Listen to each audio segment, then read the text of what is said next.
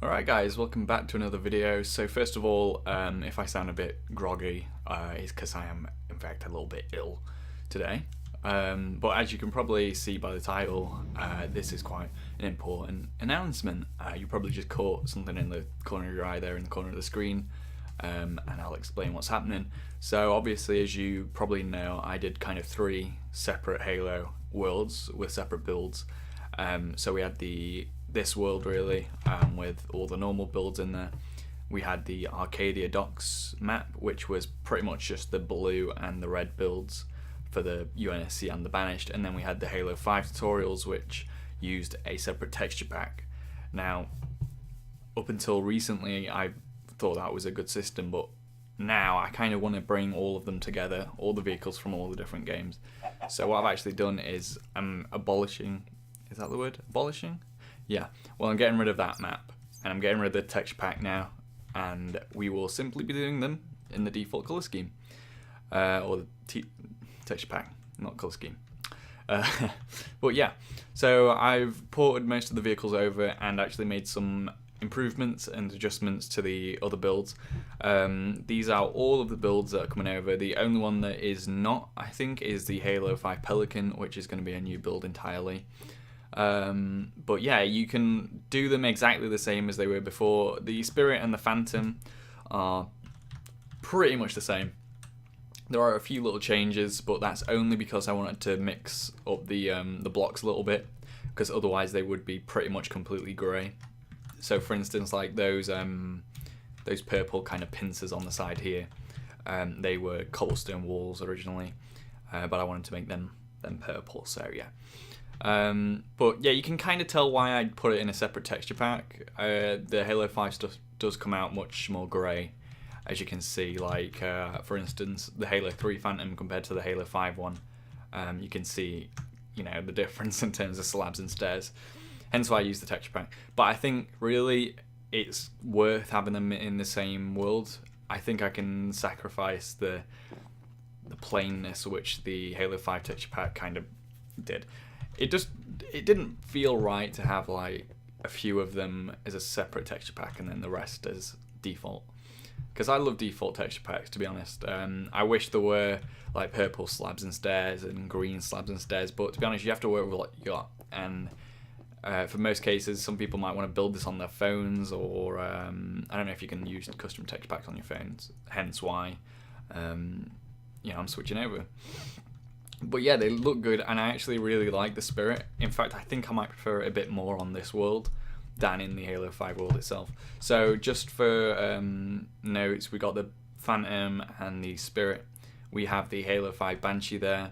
We have the Halo 5 Wraith, which isn't in here yet, but it will be. And the Ghost, which also isn't in here yet. I need to switch the textures around. As for UNSC, we have the Wasp, which is a pretty much redone build. It's very different, and I did switch out some of the blocks, obviously, in the wings to make it more green, because otherwise it was like three blocks that were green in total, the rest was grey.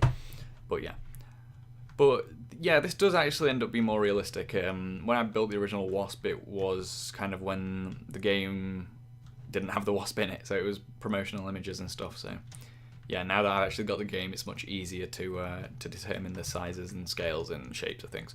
We have the Kestrel from Spartan Assault and just Spartan Strike, sorry. I made that mistake in the original video as well. Yeah, this one's just been updated a tiny little bit, I think. A few of the blocks, or a few of the slabs have been replaced with blocks. Like I think that might have been a stair originally, but it's not now. So yeah, you got those two, and then we have the Halo 5 Scorpion tank, which looks really good in this, I think. It adds a more industrial feel to the vehicle. And yeah, that's kind of what the Halo 5 Scorpion feels like to me. It feels much more gritty and machine-like than the original one. And obviously we have the Mantis. Oh, and yeah, there's some build differences in the Scorpion. And then the Mantis is also different in terms of build. Some slabs have been replaced with blocks, and vice versa.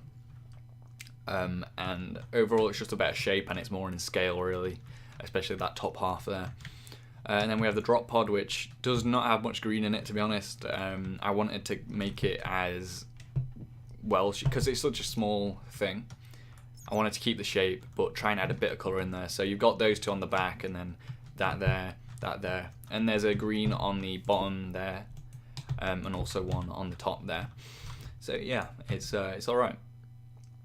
But yeah, as the only other thing is the warthog, but I'll get to that in a little bit. Ooh, and one thing I want to show off.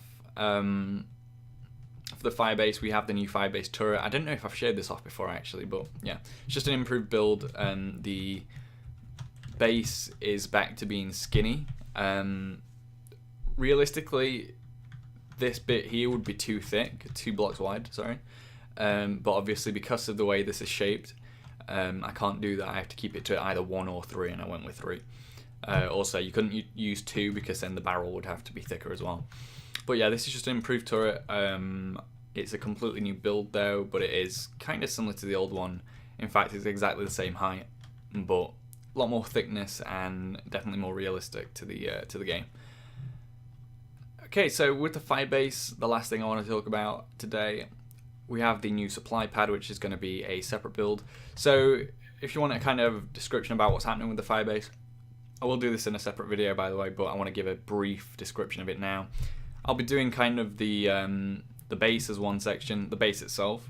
I'll also be doing the grey kind of underfloor as a build on its own, maybe even 2 because it's such a big thing. Then obviously we'll have the pads. Those will be one tutorial, and I'll show you how to stick them down onto the grey flooring. And then on top of that, we'll be doing the buildings themselves, and I'll show you how to stick that down onto the pads. Although, to be honest, you have to kind of start each one afresh, since one thing to note is that the lovely design used on the pad does have to be removed if you want to put a building on there. So yeah, that's a shame, but whatever. But yeah, if you want to have empty pads, that's what it would look like. But then I'll do each building itself as a separate video, including turrets and obviously the main base. But yeah, that'll be how it goes. I'll go over that more in depth in a separate video. Like I said, I'll show you kind of how each bit will look and how long it'll take and stuff maybe. But yeah, obviously I'm working on the reactor over there. We've not got the reactors in there yet. We've got the separate building which I'm working on. But yeah, taking my time with it.